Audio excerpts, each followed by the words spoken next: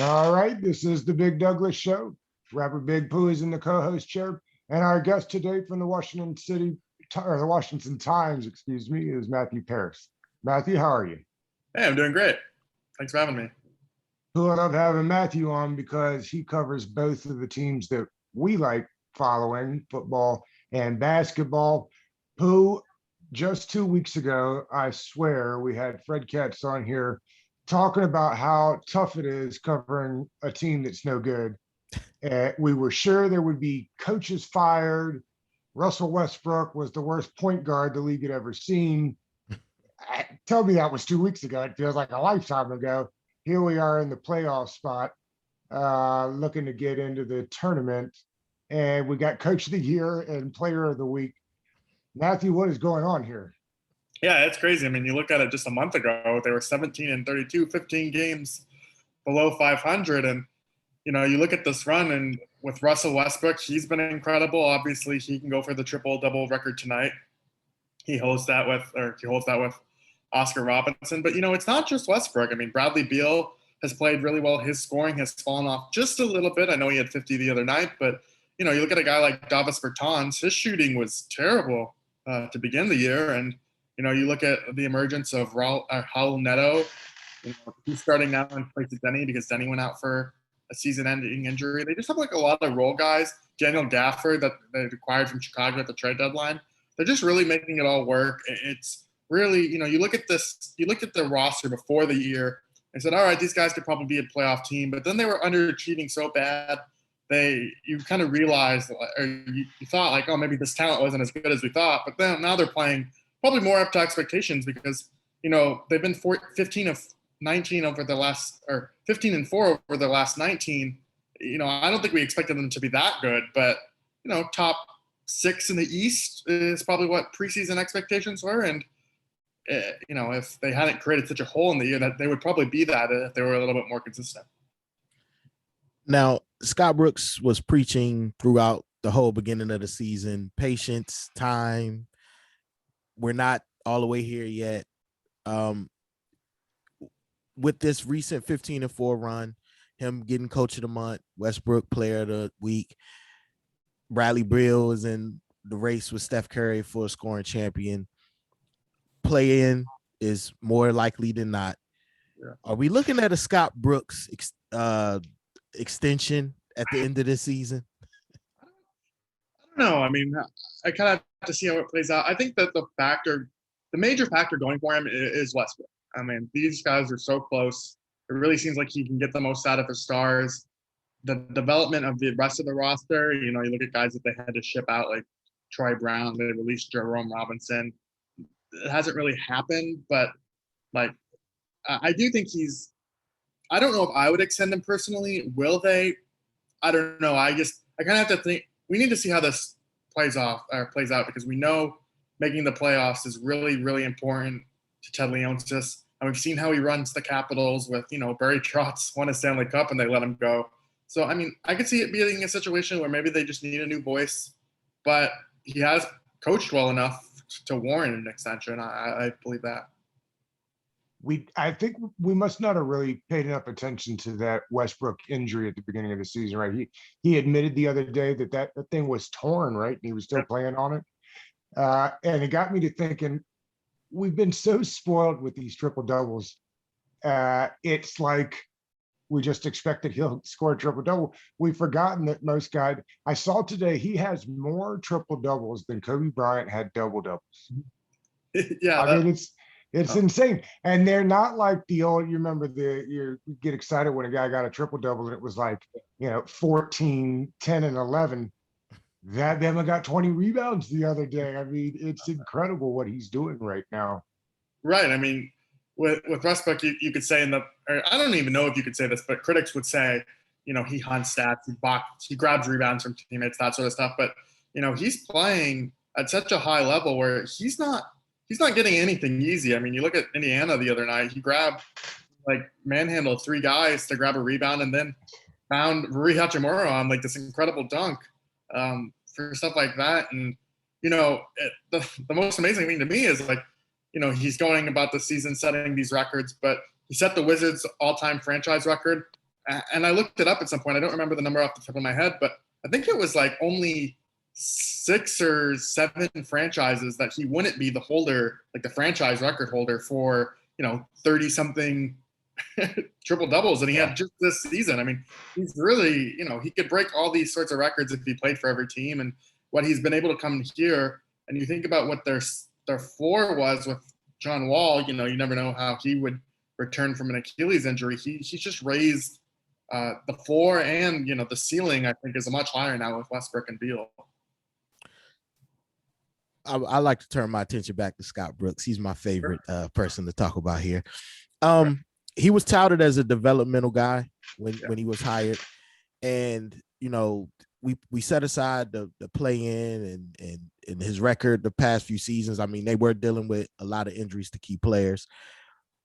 Do you think his biggest indictment or biggest con to not receiving an extension would be his lack of development of players outside of ones that we're going to develop anyway, like a Bradley Beal? But just his Troy Brown Jr., Sadaransky, Denny doesn't look, he was looking out of sorts for a while. Hachimura isn't consistently that third option. Do you think that's his biggest indictment thus far? I do and I don't. I understand your point, and I agree with it. I mean, but I think the biggest factor is just their inconsistency. I mean, you look at past seasons, we always joke with the Wizards that, above 500 teams, they play awesome, and then sub 500 teams, they would tank it. And, that was kind of the pattern this season too, before they really turned things around. And, that slow start, I'd be more worried about that inconsistency and not being able to find a rhythm if he was brought back, more so than the development of the players. But yeah, I mean, you look at a guy like Denny Avdia, like his scouting report in Israel is that he was a primary playmaker, could really handle the ball and push past breaks, and he's not even allowed to do that on this team just because you have Bradley Beal and Westbrook, and it might just be a roster construction thing too, but it's not. I just don't see how he can develop that part of his game if Brooks is here, because the same thing happened to Troy Brown. Don't even get me started on Troy Brown. It really is. I saw Jason Tatum out for the rest of the year. Really? Brown. Yeah, Brown. Brown? Yeah, Tatum Brown. Not Tatum Brown. I had him confused, but yeah, he went out today for the rest of the season. Wow. Which is interesting for us because that's probably the play-in opponent we would see, right? It still is just unbelievable to me where we are now from where we were when we started. Mm-hmm. Yeah, I mean, we'll have to see. Bradley Beal's currently out with the hamstring injury, and if he can't return, then I think are we allowed to curse on this? Yes. Yes. They're fucked. They just can't. I think Westbrook could maybe they beat Indiana if she's there, if they're still in the 9-10 matchup. But what's interesting is they're only a half game behind Charlotte for the 8th seed, and Boston will probably be the 7th. So if they have to play the 7-8 matchup to begin the play-in round, and they can win, they'd be the 7th seed. So who would have thought that? I mean, then you'd probably be matched up with Brooklyn. I don't know, like, would you guys rather be matched up with Philly or Brooklyn? Who knows? Brooklyn. I don't know. Punch me in the face or kick me in the dick, right? Yeah, they don't stand a chance in either series. But to be the 7th seed, it would be really something considering where they were, even more so than the 8th, I think. Absolutely. It feels like when we were rooting for Washington football to lose so we could get the number 2 pick, they got no chance in this playoff. But they're also crushing themselves in the draft. So I'm not sure where exactly to be on. Is the front office done construction wise? Do you think they're happy with Tommy and they'll stick with that? Oh, wait, sorry, with the Wizards or the football team? Wizards. Yeah. Tommy, I'm sorry. Yeah, I jumped around. Tommy Shepard. Do you think that they're happy with the job he's done? Yes. I mean, we'll see if the big fish out there is Masai Ujiri, right? I mean, Ted Leonsis has denied that he went after him in the past, but from Woj reported it, and if Woj reported it, I tend to believe, him in that case. But, who knows? Maybe they swing big. He likes to swing big for that sort of thing. But I think he warrants coming back, even if Scott Brooks doesn't. I mean, you look at kind of where they're at.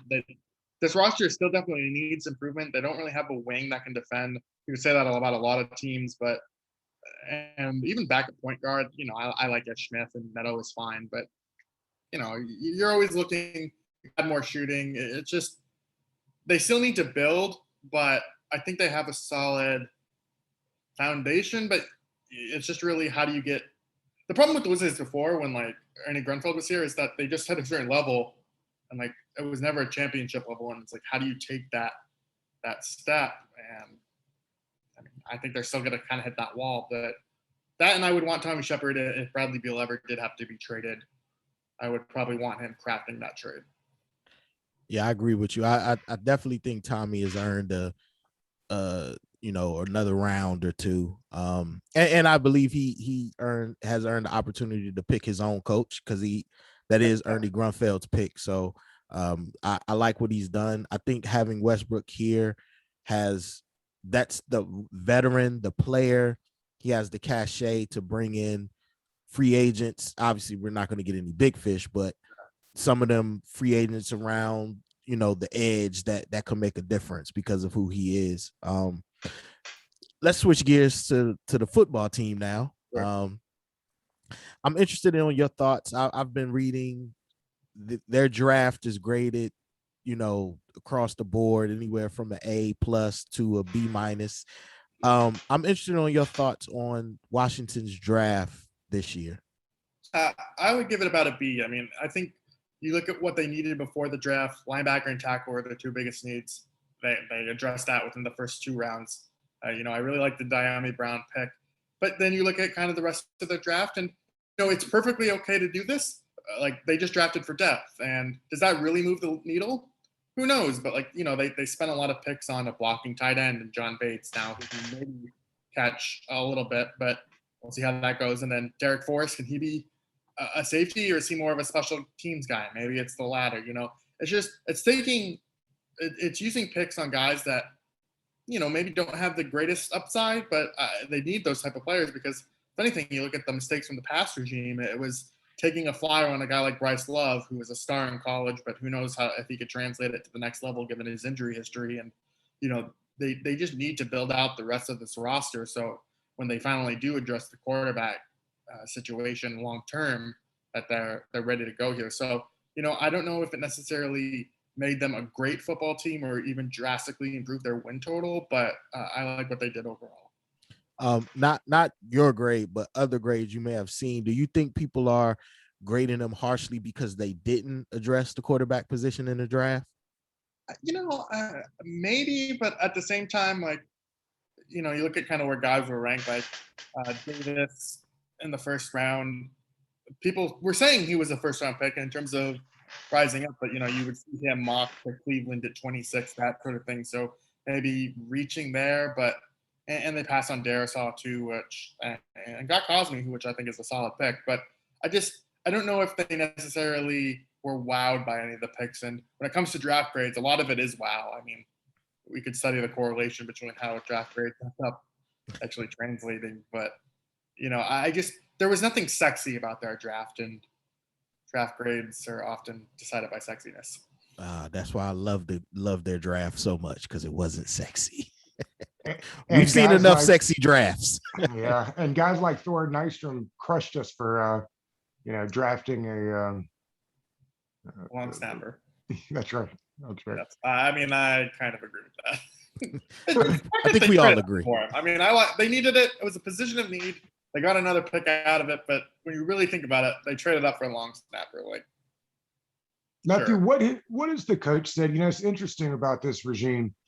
No undrafted. They don't sign undrafted free agents at all. I mean, they hate the undrafted free agent, basically. I think they've gotten 4 in the last 2 years. I think I saw the average team picks up like 10 every year, because they're free tryout guys, right? I mean, don't pay them anything. What has he said why they have chose to go this way? Well, yeah, he was on 106.7 a few weeks ago, and he was talking to JP Finley, and he kind of explained it like the market for undrafted free agents, you kind of have to lure them with a signing bonus. And sometimes that signing bonus, it's not like amazing money, but it could probably be worth more guaranteed money than what you would pay the late round guys. So, you look at their draft class this year, they rather just add the late round picks rather than, going out to chase guys. But I do think it is a little not strange, but it certainly differs from other teams' approach because, you look at their undrafted free agent pool this year, and it's just Jarrett Patterson from Buffalo. And, maybe he can make the team, but we'll have to see how it is. But they have some open roster spots. Maybe they invite some guys to camp, but we'll see. Charles Leno is visiting today, and so is Bobby McCain McCain, yeah. from the Dolphins. So, I think if they're done with their roster, I think they would probably add more veterans rather than undrafted guys, but we'll see. Yeah, I read somewhere they wanted to add about 5 or 6 more veterans as opposed to undrafted rookies coming in. I think I speak for a lot of longtime Washington fans here. Do you see any chance of Ryan Carrigan returning? I know he wanted to go and seek more playing time, and obviously that's not happening unless an injury takes place. But do you think there's any chance of him returning? Yeah, I don't know. He seemed pretty set on leaving. He loved playing here. I generally believe that, and he was really proud. But I think once you kind of get your mindset, and I think he still wants to play, mate. Who knows? Maybe he's made plenty of money. Maybe he's just comfortable waiting to see if there's an injury situation where he could step in and fill. If he wanted to go a rotation role, or if he had to settle for that, why would he do it in Washington when there are other contenders out there to win a Super Bowl more so? But he does love the area. He really liked playing here. I think it would make a lot of sense for him to come back, but it just depends probably on the money and then the role. And I don't know if he's at the point where he's accepted that, just because remember, the reason he wasn't signed before wasn't necessarily because of ability. It was because he would count towards the comp pick formula. And, that comp pick formula is not there anymore. So I think the market for veterans, a guy like Richard Sherman is still out there too. These guys will probably be signed here in the next few weeks. Mm-hmm. If it's way early, I get that. But if you had to take a guess at what the left side of that line looks like next year, let's say they don't, let's just go by what we've got on the roster right now and not assume that they sign Leno. What do you think that left side looks like, or what do you think they hope it looks like? Let's put it like that. Right. Well, I think they would hope that Sam Cosmi probably wins that left tackle job. We'll see if he can beat up Cornelius Lucas and Andron Christian. Left guard, I think they're probably betting that Eric Flowers wins that spot just because they went out and acquired him and stuff like that. I think another interesting guy to watch here, and I have no idea where he fits in now, is Sadiq Charles. Right. Do they slot him at tackle to begin camp? Do they put him at guard? I mean, there's some talk whether Cosmi could play guard too. And, Rivera has said that they want to try him at left tackle. But these guys are really flexible. They can play multiple spots. That's how Ron Rivera likes his team, but it's especially the offensive line. Most of these guys are either left tackle, right tackle, guard, center. Like there's just so much flexibility there. And so we'll see how it plays out. But, I was doing this exercise with someone today of the 9 guys. If they just keep 9, guys like Drawing Christian, Wes Martin, they might be on the outside here. Yeah. I'm like, those are your week 1 starters last year. Right. Oh, it's a really tough exercise, and I'm pretty excited to see how that competition plays out in camp. We've asked everybody who's come on to talk about the football team. So we have to ask you, what do you guess the record will be? Your prediction for their record after this season, or for this season, upcoming season? Yeah, I don't know. I mean, it feels like they're going to be in the same range, and I'm gonna have to remember to add a 17th game here. That's so right. maybe 7-10, but without making the playoffs. Taking a step back in terms of progress, but kind of keeping the status quo, or maybe even getting better in some areas. Maybe the offense is much better, but I just, you look at that slate and they have so many first place teams with like the Packers, and I don't know, maybe the Packers don't have Aaron Rodgers, but like even the Bills, and just their schedule is kind of. I'm interested to see on Wednesday when it comes out of the order of it, because if they catch a team at the right time of the year. But yeah, I would say like around 500, or maybe, but I think I saw their win total was 8.5, and that sounds right, somewhere in there. I was watching the guys over at Establish the Run. They were doing a gambling segment, and maybe it was I forget which one, but basically he went and put the bet on. It was 8 for Washington at like -110. Yeah. It's all the way up to like 140, 150 now, which I guess means Vegas thinks that they did something nice in the draft, because that would move the needle up.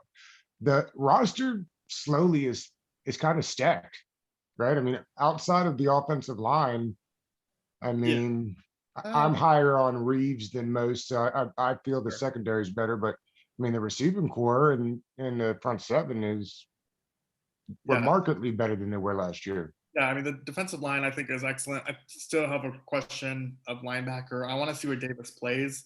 I mean, where do you think he plays at? I don't know. I couldn't tell you. He's going to be in the middle. Yeah. I believe he's going to be in the draft a linebacker that high, right? For Ron Rivera and Del Rio, I believe he's going to be in the middle. Right. I mean, they don't play really in base anyway, so it's like, where does he play in nickel and that sort of thing? I mean, will he be the guy? Will he replace John Bostic? Basically, is the thing. Is it going to be him and Holcomb in the nickel? And I like that pairing, but Cole Holcomb's fine. he's he's fast, but I don't know. I still have a lot of questions about their linebackers. I think their secondary in terms of like cornerbacks were amazingly healthy last year. I know they lost Ronald Darby, so they don't have to worry about whether he gets hurt. But even the guy like Kendall Fuller, he's had some injury history, and he was a little banged up last year. So I'm just a little bit concerned about the margin of error. And I know like they have some like depth behind those guys, but I don't know. It's not, the talent level isn't like amazing to where the fact that like if one of these guys got hurt or anything like that, I think they're still walking a pretty tight rope. And there's 4 quarterbacks on the roster. There's no way they keep all 4, right? No. I mean, I don't think so. I mean, so who's the odd man out there? Steven Montez. Quickly, without a doubt. Yeah, I mean, no hesitation. My colleague Ben Stanley Group reported a while back that they want to like try him in a Taysom Hill, God, Taysom Hill type role, and that would be fun. I mean, I'm excited to see that, but I just don't think he would progress to the point where he would be worth keeping on the roster. I tend to agree that I think their margin for error is very slim, and I believe that's why Ron and Co went with depth in the draft to kind of have them players hopefully ready in case of injury or missed time. But Matt, we thank you for coming on. I know it's getting close to Wizards time here. We definitely thank you for coming on. Please let the people know where they can find you and what you have coming up next. Yeah, you can find me on the Washington Times website. Just go check out there, WashingtonTimes.com. But on Twitter, you can find me at Matthew_Paras, Paras. You'll see my last name, how it's spelled in the podcast title, I hope. But yeah, you can find me there. And as for what I have coming next, I'm just going to be at minicamp this weekend and reporting a couple features. So, just keep checking my Twitter to see what I have. Thank you, Matthew. Appreciate you. Thanks for having me, guys. No problem. Have a good one.